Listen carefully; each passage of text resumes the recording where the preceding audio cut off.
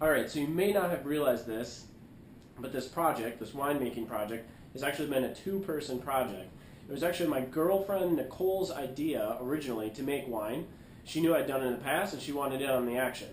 So she's been hard to spot because she didn't want to be in this video series, which is fine. So she's been my camera person the whole time, which has worked out really well. And then also when there's two people needed for, I don't know, whatever the case may be, she's also been that other person.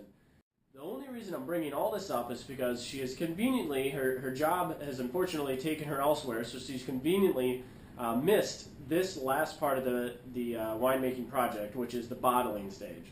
And the only reason that that's such a big deal is because the bottling stage has the most labor-intensive stage. There are 32 bottles that need to be cleaned twice. And on top of that, then we have to take the wine slowly from the carboy into each bottle, and then I got to cork each bottle. So I'm going to warn you right now, this is going to be a long one today, possibly the longest one yet. But I'm going to try and make it A, entertaining, and then B, I'll also try and cut out things as much as possible. Anyways, cheers to all the people who have been following along, and thanks for watching. Going to go over the equipment list here real quick. So we got, of course, the wine and the carboy. We got the sanitizer. We've got the bucket here we use to mix the sanitizer up. We got the siphon rod, the tube for the siphon rod. I got the hydrometer so I can get the final gravity, and I got some labels here for the bottles. And something you guys haven't seen me use yet, at least, is this this device here. Well, how it works is there's a plunger on the bottom here. When I push, I'm going to put this into the bottle. When this plunger goes onto the bottom, it opens up a valve, and thus the wine is able to come out and fill up the bottle. I lift it up, no more wine comes out, and I move on to the next bottle, repeat the process. I also have this brush here I'm going to use for cleaning the bottles. So you'll see the wine bottles, especially reds, often have a problem with sediment on the bottom, so I actually will rinse it with just water first, clean it out with this brush as well as I can, then I'll sanitize the bottles. And then, once I'm doing that, I'm going to move it onto the Christmas tree, which is this thing here. It's what the brewing world likes to call a Christmas tree. It has nothing to do with the fact that the colors are green and red, although that is convenient. But it has to do with how the bottles go on here. So normally this is actually used for a beer bottle. This one is, and so you just sit it on there. It drains the beer bottle, and you helps it dry faster. So I got to be a little careful because wine bottles are quite a bit bigger. So I balance it out when I put them on there, but it serves its purpose. And then, of course, the last thing we have is bottles. Lots and lots and tons. And just to give a demonstration what it looks like in the bottle, so I'll pretend my hand here is the bottom of a bottle, and we've got this is filled with sanitized water right now.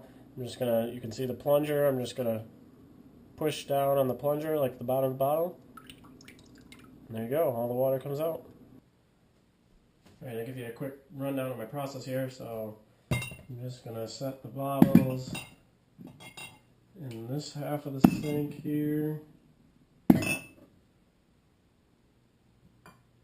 One more in there, and then I got my sanitized water here. And I'm just gonna pour the water directly into the bottle.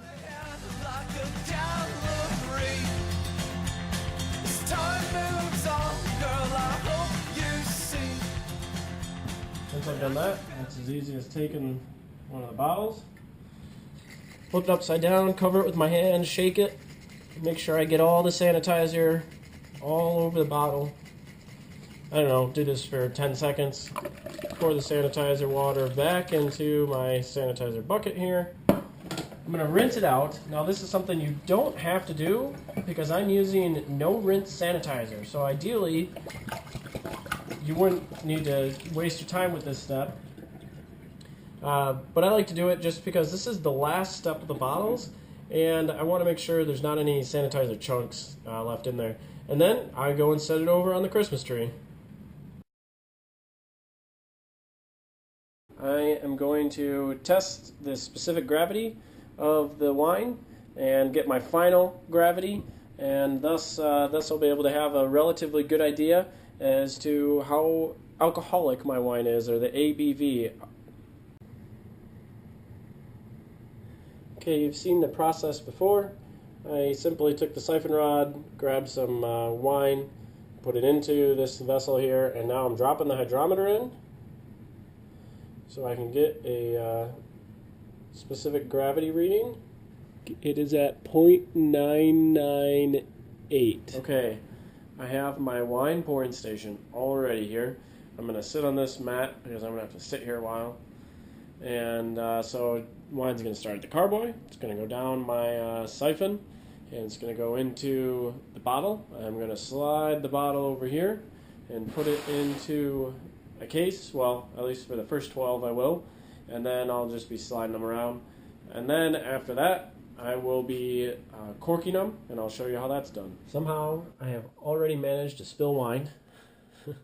Just a few drops, but it's bound to happen. So that's something to point out.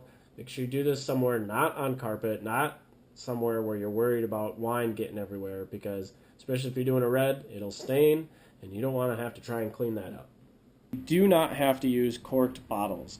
So what I mean by that is there are screw tops, basic screw top bottles. They exist, and they're generally on the cheaper wines, and you can use that. You can reuse those bottles without corking them. I've done it on just about every wine I've ever made. I've used some screw tops, and they work fine. I would be very hesitant to lay those down sideways in a fridge or anywhere for that matter, because they're obviously going to be more prone to spilling. And then also I would drink these ones first because they're going to be more prone to oxidization, where the corked ones won't be. All right, I'm going to go through the corking process here real quick. It's pretty simple. I take my corker. This is a pretty low-end corker, nothing special about it, real mobile. They do make a bunch of different versions, some more stationary ones. Take your cork, put it in the opening here on the corker. This piston here in the middle, this is going to be what drives the cork into the opening of the wine bottle. And these two, so basically when I put these two clamps down, it pushes the piston down, pushes the cork into the wine bottle. I like to use my legs to give it the bottle a little bit of support, because I want to make sure I put some good force down on this to ensure that it gets all the way down into the bottle. So here we go. Oh, I almost screwed that one up. Here we go. And there we have it. Corked bottle of wine. Now, once you do have your bottles corked, for the first 3 days, you want to leave these upright. You do not want to put them on their side. After 3 days, you want to put them on their side. This is so you can ensure that the cork seals itself in there. Once it seals itself, takes about 3 days, you can then store them on their side as they should be stored. I don't want to forget which wine this is. So because of that, thanks to these nice stickers that came with it, I'm going to slap this thing on there. And now I'll know. I'm putting it right over the other label, so I don't even have to worry about the other one. And now I will forever know that this was the rosé. That is until I drink it.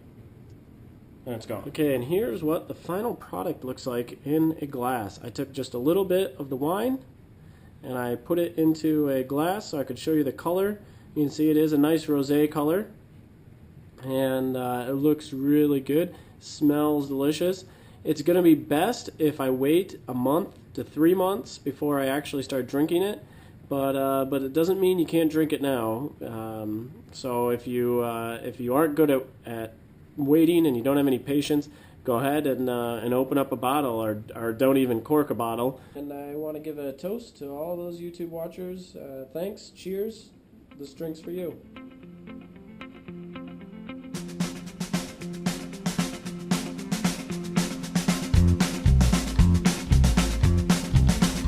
In my town, there was a drought, nothing to laugh about.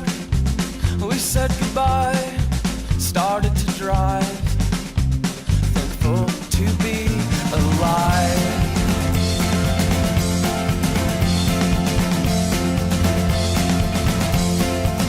We let the moon my guide. Our maps were thrown aside. I rubbed my eyes, said we'll be. Some of my viewers out there have been lucky enough to try my brews in the past, both beer and wine, and I want to give a shout out to those people who have supported me in the past. You'll probably know them under the name of Franklin's Mafia Brewing or Franklin's Mafia Beverages, or FMBs for short. And I just want to show this artifact here.